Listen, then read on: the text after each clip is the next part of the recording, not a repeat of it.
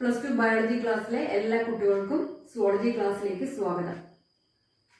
ഇന്ന് നമ്മൾ പഠിക്കാൻ പോകുന്ന പുതിയൊരു ടോപ്പിക്കാണ് ക്രോമസോമൽ തിയറി ഓഫ് ഇൻഹെറിറ്റൻസ്. അപ്പോൾ അത് എക്സ്പ്ലെയിൻ ചെയ്യുന്നതിന് മുമ്പായിട്ട് നമുക്ക് കുറച്ച് കാര്യങ്ങൾ ഡിസ്കസ് ചെയ്യേണ്ടതായിട്ടുണ്ട്. നിങ്ങൾക്ക് എല്ലാവർക്കും അറിയാം, ഫാദർ ഓഫ് ജെനറ്റിക്സ് എന്ന് പറയുന്നത് ഗ്രിഗർ ജോൺ മെൻഡൽ ആണ്. അദ്ദേഹത്തിൻ്റെ ഡിസ്കവറീസ് എല്ലാം തന്നെ റിമാർക്കബിൾ ആയിട്ടുള്ള ഡിസ്കവറീസ് ആണ്. പക്ഷേ അത് അൺനോട്ടീസബിൾ ആയിരുന്നു കുറേ കാലങ്ങളോളം. 1856 അദ്ദേഹം വർക്ക് തുടങ്ങിയത് പൈസൺ സെറ്റേറിയത്തിൽ. ദെൻ ഹി ലേറ്റർ പബ്ലിഷ് ചെയ്തു work 1866 annual proceedings in natural history society എന്നുള്ള ഇതിൽ പബ്ലിഷ് ചെയ്തു വരികയൊക്കെ ചെയ്തു. But again Mendel's work was unrecognised at that time due to a lot of reasons. മനസ്സിലാവുണ്ടല്ലോ. അപ്പോൾ 1859 ചാൾസ് ഡാർവിൻ്റെ theory of natural selection publish ചെയ്തു വന്നത്. അപ്പോൾ കുറേ സയന്റിസ്റ്റുകൾ അതിൽ എൻഗേജ്ഡ് ആയിരുന്നു. അത് എൻ്റെ ഒരു ഫസ്റ്റ് വീഡിയോയിൽ ഞാനത് പറഞ്ഞിട്ടുണ്ട്. വീണ്ടും അല്ലാതെയും കുറേ റീസൺസ് ഉണ്ട്. അതാണ് നമ്മളിപ്പോൾ ഡിസ്കസ് ചെയ്യാൻ പോകുന്നത്. എന്നിട്ട് നോക്കൂ, 1884 അദ്ദേഹം മരണമടയുകയും ചെയ്തു. എന്നിട്ട് 1900 ശേഷമാണ് ഇതെല്ലാം റീഡിസ്കവർ ചെയ്തിട്ട് ഇപ്പോഴും നമ്മുടെ ഗ്രിഗർ ജോൺ മെൻഡൽ ആണ് ഫാദർ ഓഫ് ജെനറ്റിക്സ് എന്ന് ഇന്ന് നമ്മൾ ആദരവോടെ കാണുന്ന വ്യക്തിത്വം. ഓക്കെ, അപ്പൊ അതിനുള്ള ബാക്കി റീസൺസ് നോക്കൂ. Communications was not easy in those days. അതാണ് ഫസ്റ്റ് റീസൺ. അപ്പൊ ഇത്തരത്തിലുള്ള റീസൺസ് ടെക്സ്റ്റിൽ ബ്രീഫായിട്ട് പറയുന്നുള്ളത് കൊണ്ട് നിങ്ങളൊന്ന് ശ്രദ്ധിക്കുക. ഈ ഭാഗത്ത് ക്വസ്റ്റൻ ആയിട്ട് ചോദിക്കില്ലെങ്കിലും നിങ്ങൾ ബയോളജി സ്റ്റുഡൻസ് ആകുമ്പോൾ അറിഞ്ഞിരിക്കണം. അപ്പൊ അതാണ് ഫസ്റ്റ് പോയിന്റ്. ഇന്നത്തെ പോലെ കമ്മ്യൂണിക്കേഷൻ ഒന്നും അവൈലബിൾ ആയിരുന്നില്ല എന്നുള്ളത്. സെക്കൻഡ് പോയിന്റ് നോക്കൂ, നോൺ ബ്ലെൻഡിങ് ഇൻഹെറിറ്റൻസ്. എന്താ അതിന്റെ അർത്ഥം? നമ്മൾ പഠിച്ചതനുസരിച്ച് മെൻഡേലിയൻ തിയറി അനുസരിച്ചിട്ട് എന്താണ്, ഒന്നുകിൽ ഫാദറിന്റെ അല്ലെങ്കിൽ മദറിന്റെ ക്യാരക്ടറിസ്റ്റിക് ഫീച്ചർ ആയിരിക്കും ഓഫ്സ്പ്രിങ്ങിന് കിട്ടുക എന്നുള്ളതാണ്, അല്ലേ? അപ്പോൾ അവിടെ ഒരു ഇന്റർമീഡിയറ്റ് ആയിട്ടുള്ള ഒരു ക്യാരക്ടർ വരാനുള്ള സാധ്യത തീരെ ഇല്ല എന്ന് തന്നെ പറയാം. പിന്നീട് അതിന് നമ്മൾ പഠിച്ചിട്ടുള്ള എക്സെപ്ഷൻസ് ആണ് ഇൻകംപ്ലീറ്റ് ഡോമിനൻസ്, കുറേ കാര്യങ്ങൾ നമ്മൾ പഠിച്ചു. അപ്പോൾ അതുകൊണ്ട് തന്നെ അത് ഒരു റീസൺ ആണ്. അപ്പോൾ അത് മെന്റലിന് എന്ത് ചെയ്യുക, എക്സ്പ്ലെയിൻ ചെയ്യാൻ കഴിഞ്ഞില്ല എന്നുള്ളതാണ്. വേരിയേഷൻസ് നമ്മൾ കാണുന്നത് വൈ എന്നുള്ളത് ക്ലിയർ ആയിട്ട് പറയാൻ സാധിച്ചിട്ടില്ല. ഇനി തേർഡ് റീസൺ നോക്കൂ, Mendel's approach of using mathematics to explain biological phenomenon was totally new and unacceptable. നമ്മൾ കുറേ പഠിച്ചതാണ്, മോണോഹൈബ്രിഡ് റേഷ്യോ, ഡൈഹൈബ്രിഡ് റേഷ്യോ ഒക്കെ, റേഷ്യൂസ് ഒക്കെ വെച്ചിട്ടാണ് അദ്ദേഹം എക്സ്പ്ലെയിൻ ചെയ്യുന്നത്. അത്തരത്തിലൊരു മാത്തമാറ്റിക്കൽ റേഷ്യോ ഒക്കെ വെച്ചിട്ട് ഒരു ബയോളജിക്കൽ ഫിനോമിനെ എക്സ്പ്ലെയിൻ ചെയ്യുക എന്നുള്ളത് അൺഅക്സെപ്റ്റബിൾ ആയിരുന്നു സയന്റിസ്റ്റുകൾക്ക് ആ കാലത്ത്. ഓക്കെ, then fourth point നോക്കൂ, Mendel suggested factors as discrete unit. He could not provide any physical proof for the existence of factors. Genes എന്നുള്ളത് അന്ന് എന്താ അറിയപ്പെട്ടിരുന്ന മെന്റൽ പറഞ്ഞ ടേം ആണ് ഫാക്ടേഴ്സ്. അതൊരു ഡിസ്ക്രീറ്റ് യൂണിറ്റ് ആണ് എന്ന് പറഞ്ഞെങ്കിലും അതിനൊരു ഫിസിക്കൽ ആയിട്ടുള്ള ഒരു പ്രൂഫ് പ്രൊവൈഡ് ചെയ്യാൻ സാധിച്ചില്ല എന്നുള്ളതാണ് fourth reason for non acceptance of Mendelian work. Clear ആയോ? പിന്നീട് 1900 വേറെ 3 സയന്റിസ്റ്റുകൾ നോക്കൂ, Hugo de Vries, Karl Correns and von സെഷർമാർക്ക്.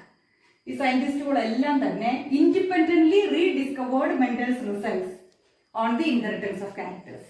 ഇവരെല്ലാം പല രാജ്യങ്ങളിൽ നിന്നുള്ള സയന്റിസ്റ്റുകളാണ്. അവർ വേറെ വേറെ വർക്ക് ചെയ്തിട്ട് ഈ മെന്റലിന്റെ റിസൾട്ടിന്റെ സമാനമായിട്ടുള്ള റിസൾട്ടുകൾ കിട്ടുകയാണ് ചെയ്തത്. അപ്പോൾ ഈ 3 സയന്റിസ്റ്റുകളും 3 രാജ്യത്തെ പ്രതിനിധീകരിക്കുന്നവരാണ്. അതുകൊണ്ടാണ് നമ്മൾ ഇൻഡിപെൻഡന്റ്ലി റീഡിസ്കവർ ചെയ്തു എന്ന് പറയുന്നത്. ഓക്കെ അല്ലേ? അതിലെ ഹ്യൂഗോ ഡീവ്രീസ് എന്നുള്ള scientist, he belongs to Holland, Karl Correns belongs to Germany and Tschermak belongs to Austria. Okay, അങ്ങനെ റീഡിസ്കവർ ചെയ്തിട്ട് 34 ഇയേഴ്സ് വരെ മെന്റലിന്റെ വർക്ക് ഡോർമെന്റ് സ്റ്റേജിൽ നിന്ന് തന്നെ ബയോളജിക്കൽ ടേം അപ്ലൈ ചെയ്താൽ നമുക്ക് പറയാം. എന്നിട്ട് അതെന്ത് ചെയ്തു, വീണ്ടും അത് റെക്കഗ്നൈസ് ചെയ്യപ്പെട്ടു, വളരെയധികം അംഗീകരിക്കപ്പെടുകയും അങ്ങനെ അദ്ദേഹത്തിന്റെ വർക്ക് ലോകം മുഴുവൻ റെക്കഗ്നൈസ് ചെയ്തു. So he got recognition as well as appreciation, and still he is the legendary scientist and unique personality in the field of genetics. അപ്പോൾ 1900 ശേഷമാണ് സയൻസ് ആൻഡ് ടെക്നോളജിയിൽ ഡെവലപ്മെന്റ് അത്രയധികം വന്നതും അതുപോലെ തന്നെ മൈക്രോസ്കോപ്പിൽ അഡ്വാൻസ്മെന്റ് ആയിട്ടുള്ള സ്റ്റഡീസ് നടന്നതും. അതായത് ഇലക്ട്രോൺ മൈക്രോസ്കോപ്പ് ഒക്കെ ഉപയോഗിച്ചിട്ട് സെല്ലിന്റെ സ്ട്രക്ചർ ഡീറ്റെയിൽഡ് ആയിട്ട് പഠനത്തിന് വിധേയമാക്കുകയും അതിനുശേഷമാണ് ഈ സെൽ ഡിവിഷനും സെൽ ഓർഗനൽസ് എല്ലാം വളരെ വിശദമായി സയൻറ്റിസ്റ്റുകൾ പഠിക്കുകയും ചെയ്യുന്നത്.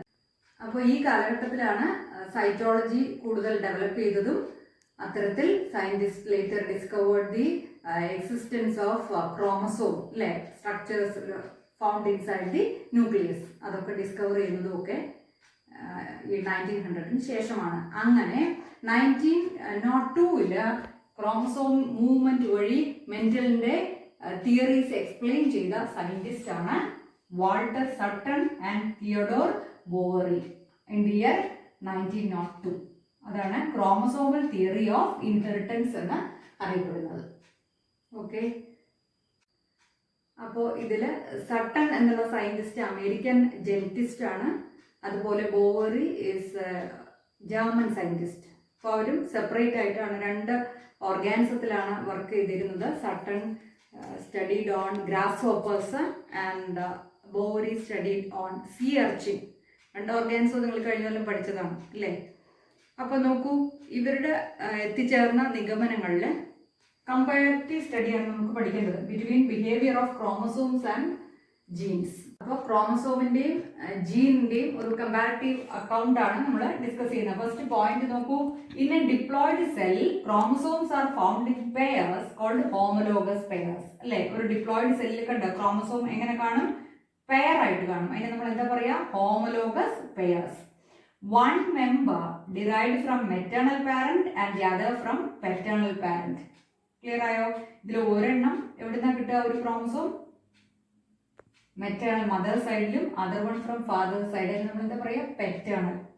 Okay, similar manner is the ജീനിന്റെയും. നോക്കൂ, each gene also exist in allelomorphic pairs അല്ലെ? നിങ്ങൾക്ക് അറിയാം അല്ലീലൊക്കെ എന്താണ്. ജീനിന്റെ കേസിലും ഫാക്ടർ മെന്റൽ പറഞ്ഞാൽ എങ്ങനെയാണ് എക്സിസ്റ്റ് ചെയ്യുക?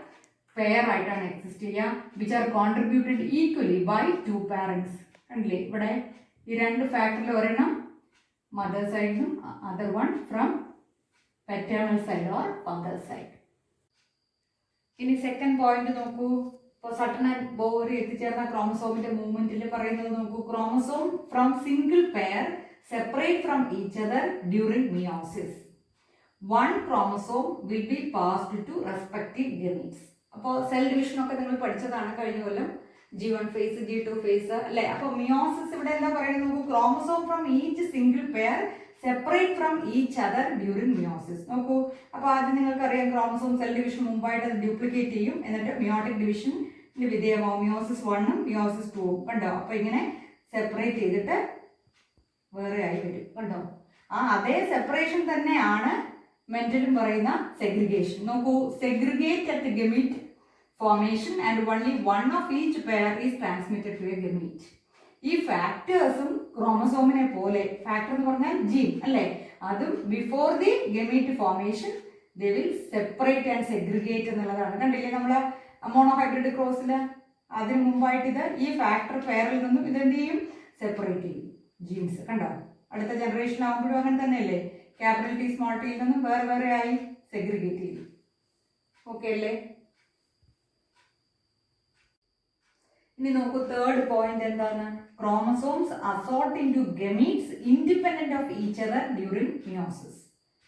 അപ്പോൾ ഗമീറ്റ്സിലേക്ക് ക്രോമസോം അസോർട്ട് ചെയ്യണത് ഓരോന്നിൽ നിന്ന് ഇൻഡിപെൻഡന്റ് ആയിട്ടായിരിക്കും. അത് ഞാൻ സ്ലൈഡ് വെച്ചിട്ട് നിങ്ങൾക്ക് എക്സ്പ്ലെയിൻ ചെയ്ത് തരാം. അത് തന്നെയാണ് മെന്റലിന്റെ ഡൈഹൈബ്രിഡ് ക്രോസിൽ നമ്മൾ ലോ ഓഫ് ഇൻഡിപെൻഡന്റ് അസോർട്ട്മെന്റ് പഠിച്ചതും അല്ലേ? When more than 2 pair of characters are involved in a cross, the factor pairs assort independent of each other. നമ്മൾ ഡീറ്റെയിൽ ആയിട്ട് പഠിച്ചിട്ടുണ്ട്. കണ്ടില്ലേ?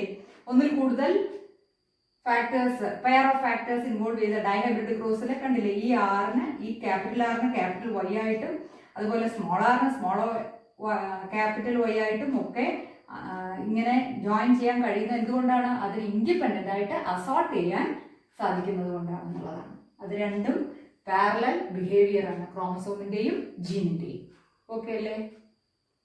ഇപ്പം നിങ്ങൾ ഫസ്റ്റ് ഇയറിൽ പഠിച്ച സെൽ ഡിവിഷന്റെ അനഫേസ് ആണ് ഇവിടെ കാണിച്ചിരിക്കുന്നത്. During anaphase of meiosis 1 the 2 chromosome pairs can align at the metaphase plate independently of each other.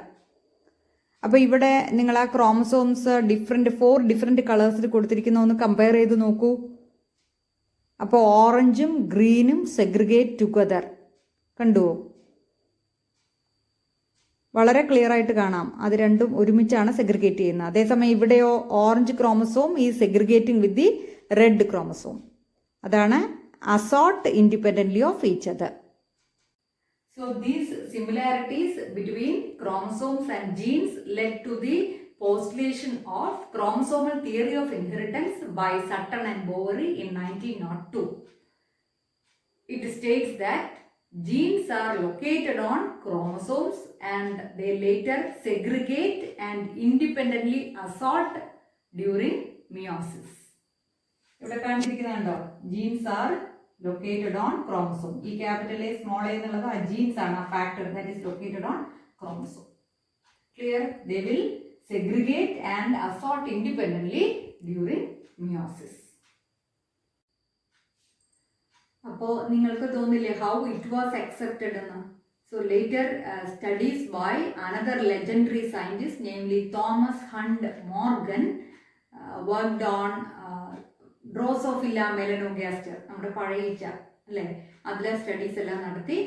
Then later he also confirmed the work of Sutton and Boveri, and thus the long unnoticed work of Mendel's work were established and recognized and were well known by scientists all over the world and accepted, and Mendel got recognition. Okay.